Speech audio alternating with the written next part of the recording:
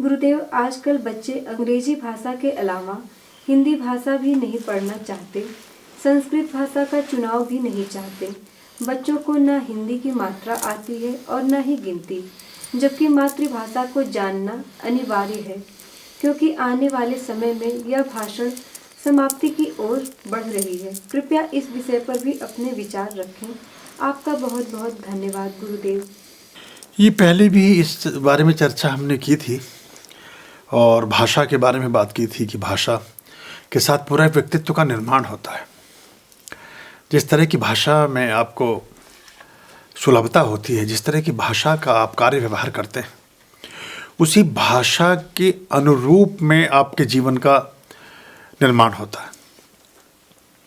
आप अंग्रेजी सीखते हैं तो अंग्रेज़ी के ही उपन्यासकारों को पढ़ेंगे, अंग्रेज़ी के ही नाटक पढ़ेंगे, अंग्रेज़ी की ही कहानियाँ, अंग्रेज़ी के ही अखबार, आप अंग्रेजी ही हो जाएंगे।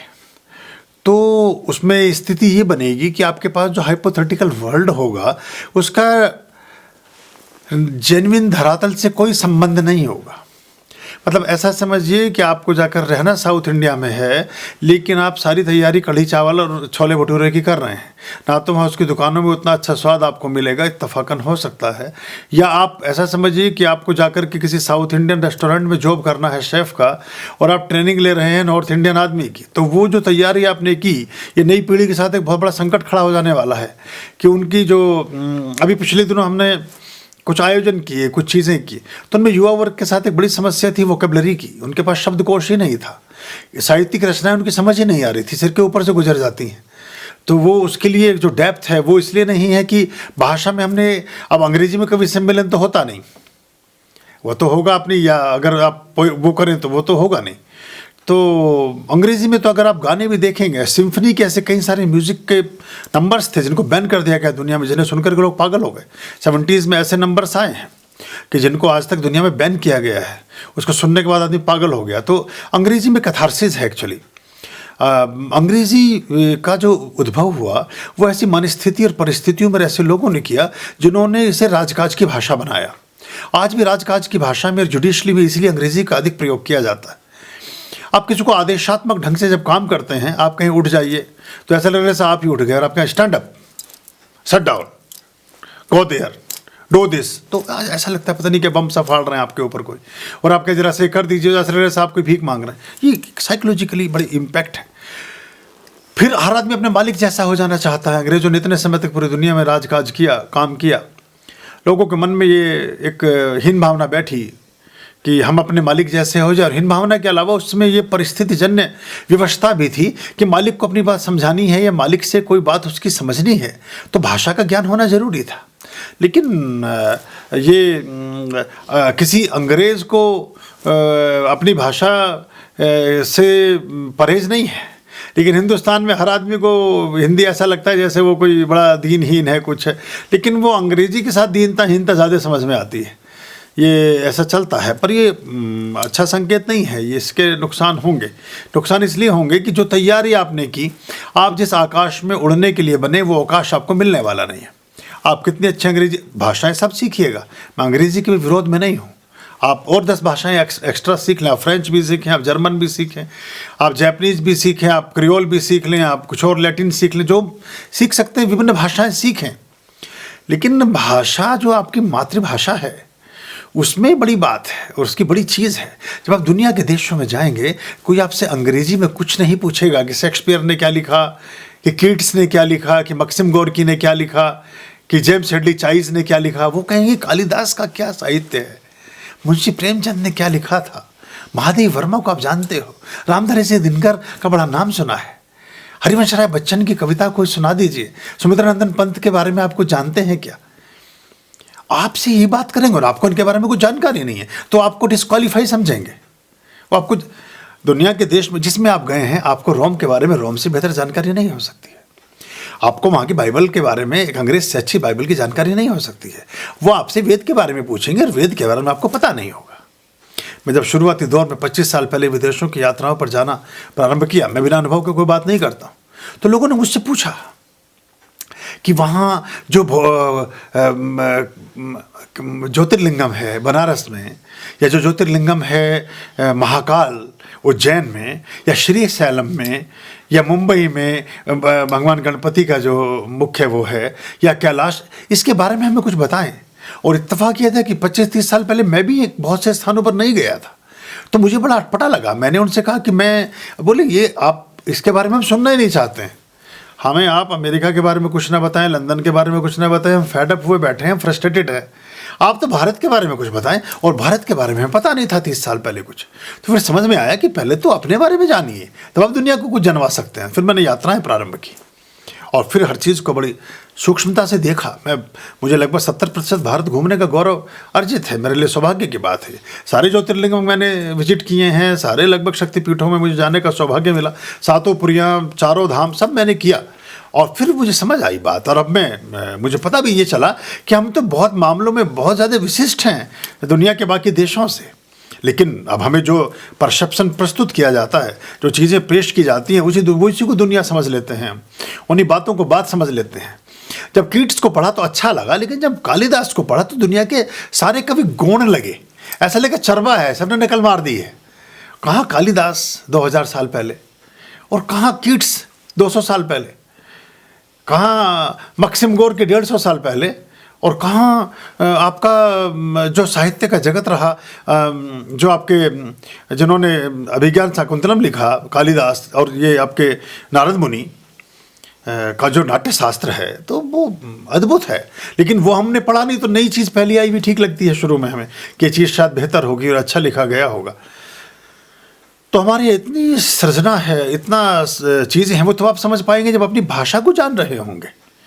अभी हिंदी में कोई बात हम करते हैं, अब मुझे तो ये भी समझ में नहीं आता कई बार कि हालांकि मैं उसको पर्यायवाची से और बाकी जो समानार्थी शब्द हैं उससे बराबर करने की कोशिश करता हूँ ताकि बात आप तक ठीक से संप्रेषित हो सके। लेकिन कई बार मुझे ऐसा भी लगता है शायद मेरी बहुत सारी बातें कहीं आपको समझ से परे न चली जाती हों, क्योंकि वो कई बार शुद्ध स्वरूप में होती हैं।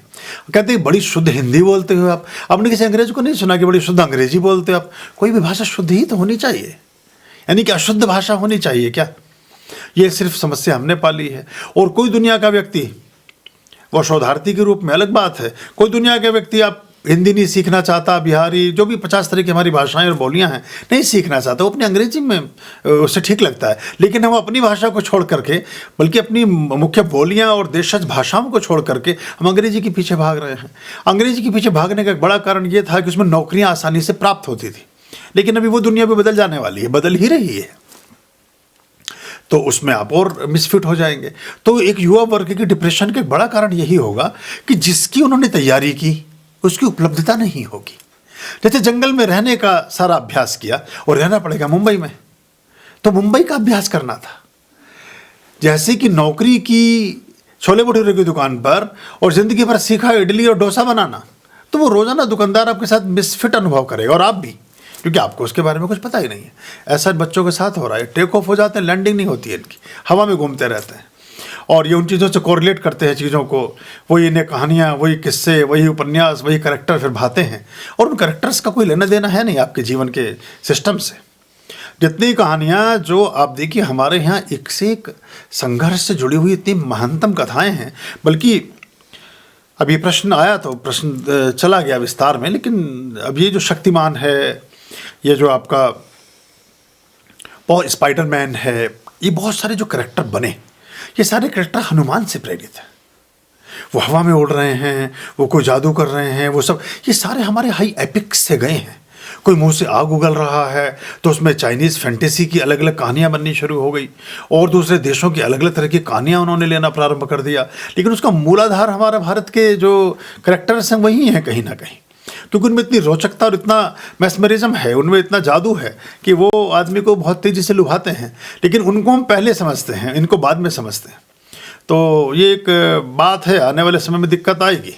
और जब आप दुनिया में जाएंगे तो दुनिया आपसे आपके बारे में जानना चाहती है, वो उनके बारे में नहीं जानना चाहती। यहाँ मिसफिट होते हैं।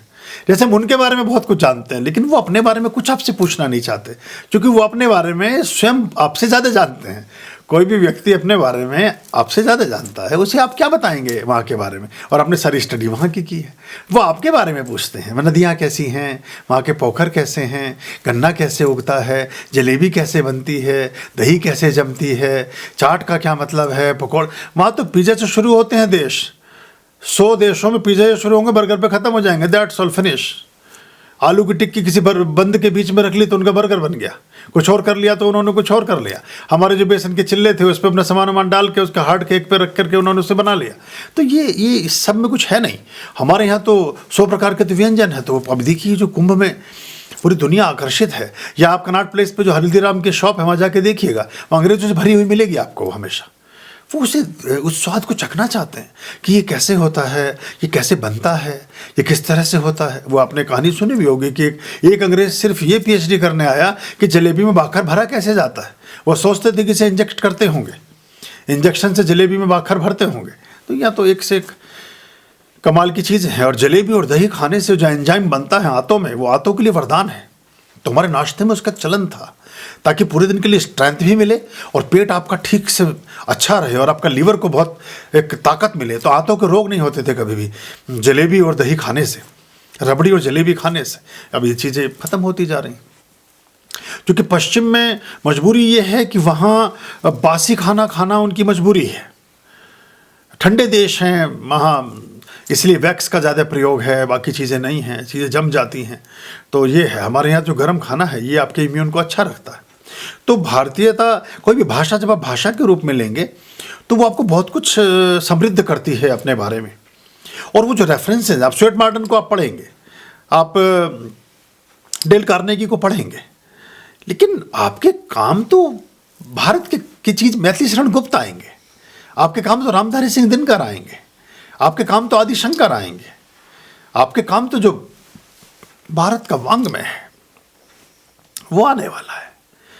अगर हमने वहाँ का कोई उदाहरण ले भी लिया तो वो उदाहरण यहाँ मिसफिट है, क्योंकि वो लॉन्गिट्यूड और लैटिट्यूड और जो परिस्थितियाँ वहाँ के देशों की हैं उनके अनुसार वो चीज़ें निर्मित और बनी हैं, और वही वहाँ की प्रेरक चीज़ें हैं।